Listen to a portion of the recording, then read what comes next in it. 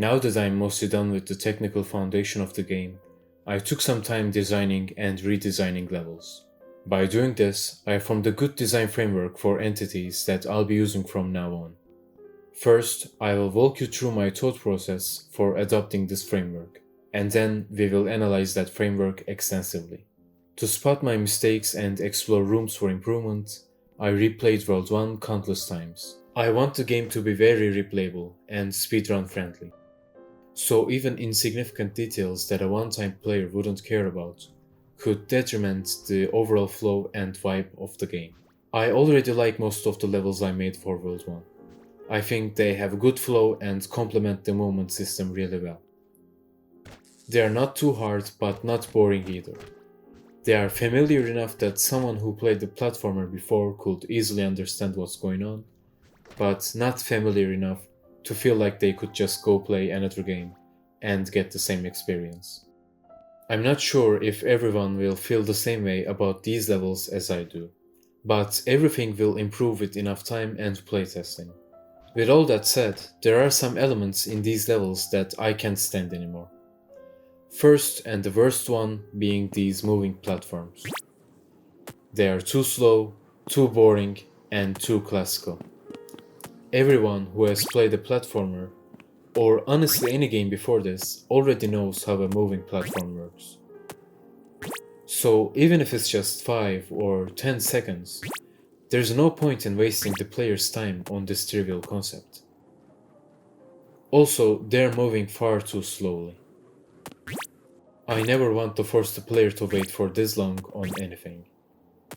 If the player wants to move fast, they should be able to. These platforms have a long cycle of motion which prevents that from happening. And that brings me to my first point. Entities shouldn't have long cycles outside the control of the player. As a rule of thumb, if an entity has a movement cycle longer than 3 seconds, it should be initiated by the player. Let's keep that in mind and continue exploring the remaining levels. The second entity that annoyed me was these dash platforms. They are better than normal moving platforms as their movement is initiated by the player, but there is still a mistake in their design. A small misinput from the player, like a dash right when entering the room, can mess up the entire cycle of the system. Preferably, there should be just one main state, and dashing should activate the second state for a short time. This way, the player is only in control of one of the transitions. This reduces the chance of misinput and takes away the responsibility to always keep the state of a toggle in mind. This brings me to my second point. For entities with multiple states, only one transition should be initiated by the player, while the other is automatic. This automatic transition could be initiated by a timer or a collision. It's fine, as long as the player isn't involved directly. With these in mind, let's form a simple rule of thumb state diagram. I will denote the starting state as the base state, or B. I will denote the other state as excited state, or E. I will call the BE and EB transitions excite and calm respectively. Here is the complete state diagram with all the rules laid out. These rules are simple, but that's exactly why they are powerful. These rules allows entities to have meaningful interactions with the world without being overwhelming. In many rooms, there will be many entities interacting with each other and the player. Entities by themselves shouldn't constitute gameplay. The entire room with all the entity combinations should. There is already a name for when a single entity dictates the entire gameplay by itself. They are called boss fights. Okay, that's enough theory. Now let's see one of the new entities I've added that follows these principles in action. This is the leap chain. As you can see, it follows the framework very closely. There's the base state where the block is just standing there, and then the player initiates the excite transition by entering the radius of this object. The leap chain will electrocute the player while they are transitioning to their excited state. While in the excited state, the leap chain will stay still for some time, and after a brief white flash, it will retract back to its starting position. This is the calm transition. And finally, the leap chain will be put on a cooldown on entering the base state.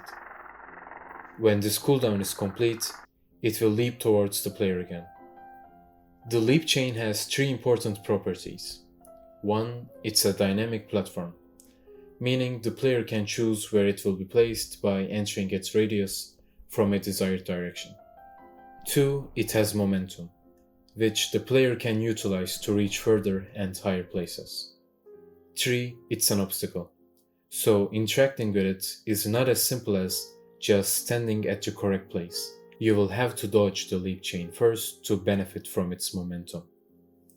I am currently working on World 2, and a large portion of this world already uses leap chains in one way or another.